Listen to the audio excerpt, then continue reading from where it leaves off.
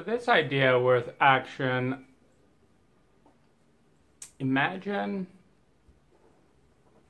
the potential of VR, virtual reality, for going into psychotherapeutic states, for mapping out inner terrain and moving it around. Now, just to kind of hint at this, this is a plexiglass screen which has all kinds of limitations. Physically, I've got to hold it up. It masks the sound with the microphone. The pen has limitations. It's not quite as strong, if it, enough to really stand out. If it were, rather than being a dry erase marker and being a permanent marker, it would be emitting chemical smells plus ruin the plexiglass. But let's just look at the potential here. We've got 3D, but that's just the beginning. We've got hundreds of dimensions available in VR. We have time, we have space, and then we have what I call filters. So if we do an overlay transparency, something we're getting good at in Photoshop, if we do an overlay transparency and say, I want to map out patterns of processing conflict.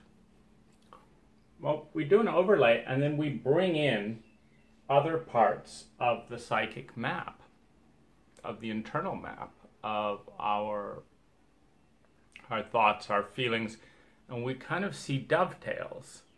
And we can say, okay, all of these terrains are terrains of conflict. This is the common thread, this is the uncommon thread. Here's how this could be redesigned so that this whole pattern is different. These are the emotions holding it in place, and we can draw and fiddle around, and we can go in there. We can bring in elements of kind of idyllic life and create a map and community. We can create space-time. And the way that we can do that is, we're already doing this through imagination. It's a very, very lucid and powerful tool. This is just a way to work within the materialistic reductionist framework that we've been conditioned. Meaning, you and I are in a tiny, tiny, tiny corner of probable reality called English language. And I really want you to think about that. That if you can't put it into words, there's a large part of you that doesn't know what it is, and that large part is the conditioned part that only makes language, what is seen and what is heard through these eyes and this language, visible. Now, using that tool, we can say, okay, what do you see when you imagine this part in your body? And you can start drawing.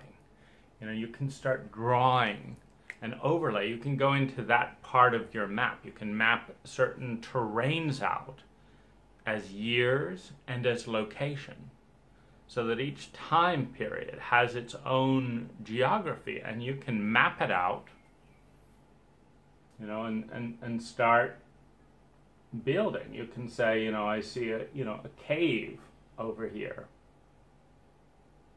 What's in the cave?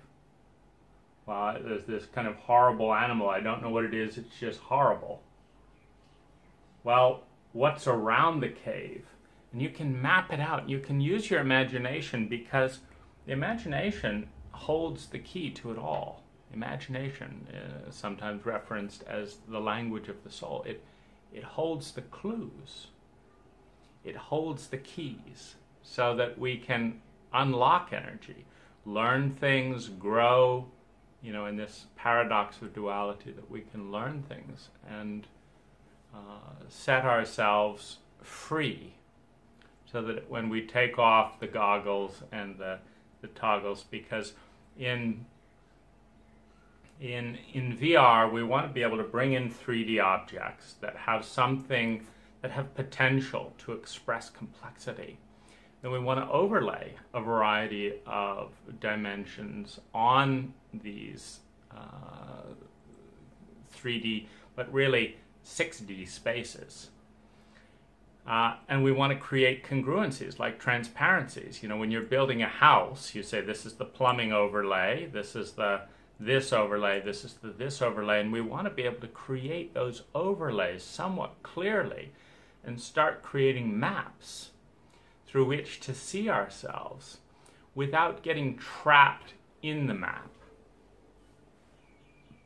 Because when we see something, the real question is, does it allow us to love, to be loved, to create, to generate more effectively? Does it allow that? Or does it obscure that? That's the real question of all of these filters and overlays, because if we can find and spend time with a certain beast, because this is, in one of these examples of terrain map or terrain mapping, we have this actuality, and we have this probability, and we have this possibility. Now, this is an interference pattern, a pattern of light that's going back and forth, energy and matter, between what's coming in and what's coming out. So it's co-created on both levels, from the inside and the outside, and it can collapse. The wave can collapse on both levels, from the inside and the outside. And this is incredibly empowering. Now, within the map of every psyche, there is this terrain, this raw material that can erupt and express itself in majesty and beauty, in dignity and in wonder, in an ineffable sense of grace and peace. It is a probability within the raw material of the self. And I would say that the quality of the environment, the quality of a culture, a country, a family, a community, the measure of an environment is how conducive that environment is to facilitating the eruption of grace, beauty, dignity, joy, incredible energy within the individual. You know, if we look back in history, we say, okay, Martin Luther King, Gandhi, Mother Teresa. Who comes to mind as a luminous eruption of this possibility within each one of us? What brought that about? But much more importantly, in a world of 7 billion people, is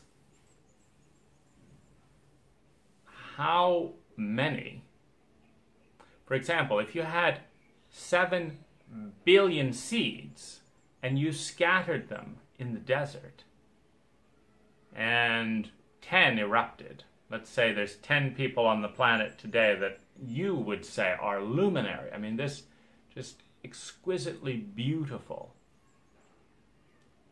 10 people. 7 billion seeds, 10 of them sprouting and germinating into something spectacular. Well, that's not very good soil. It's dismal soil.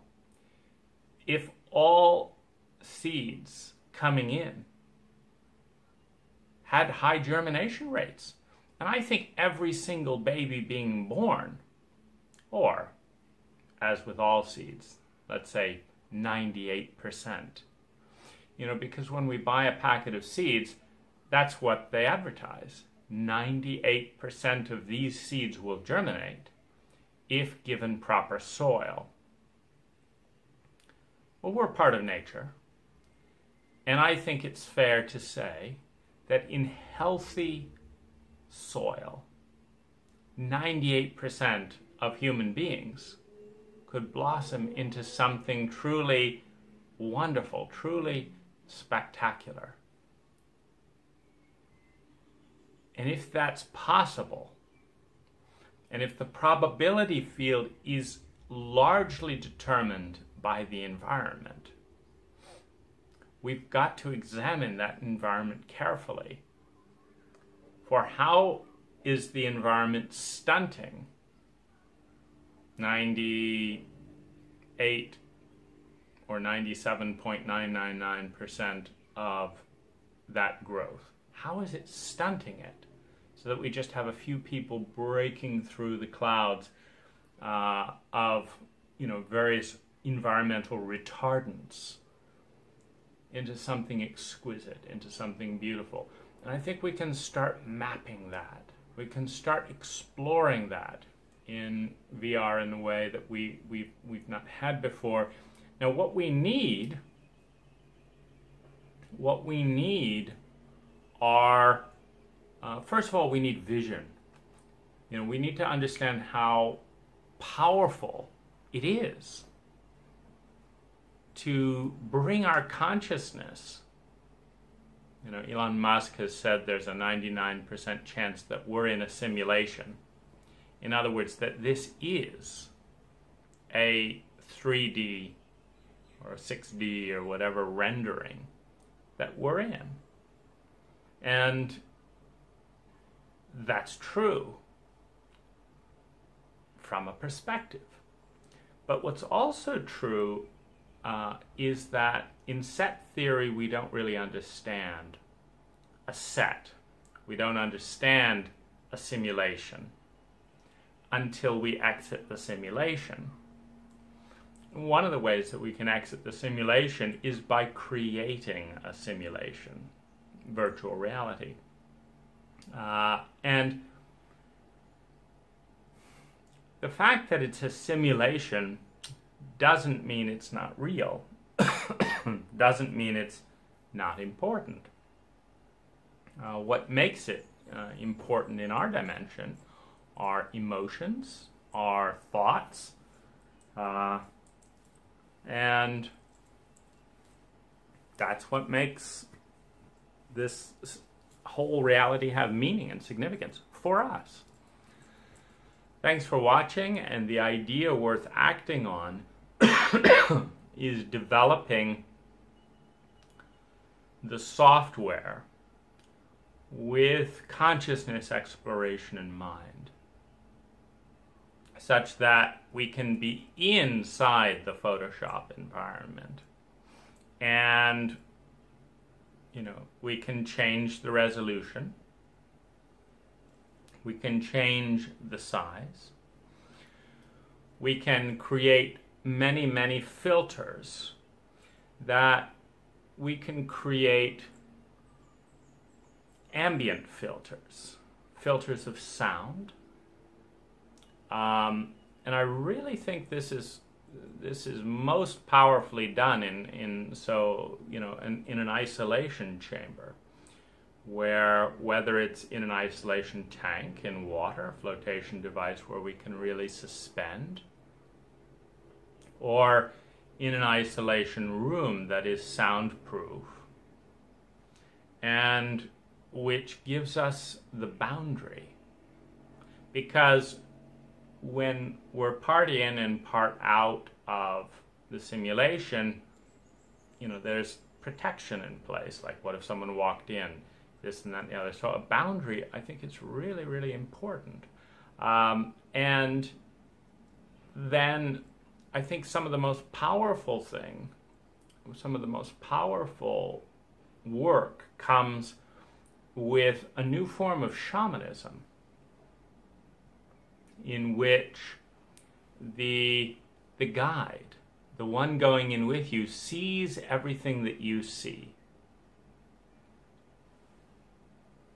and honors everything that you create and understands everything that you say and wants to understand and wants to honor, and takes this to a new level where the most exquisite thing is to be known and to know in a certain way. And of course, you can be known through beauty, you can be known through pain, to know in a beautiful way. And explore the fluidity of the environment. We need certainty, and so we need to work within certain rules. We've given ourselves the rules of physics and this and that and the other, and it's comforting in a certain way. We need certainty. We need to work within certain rules. And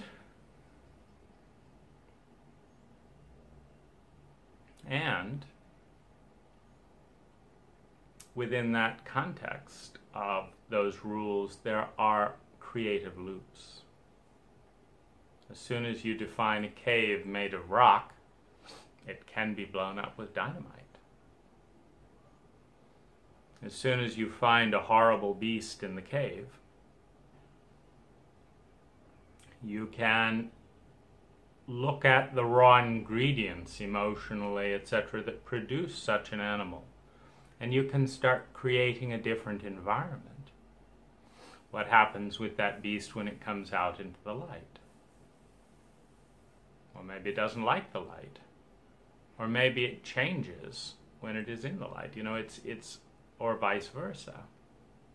Or maybe you learn to see something beautiful in its ferocity. There's a fluidity in this whole spectrum.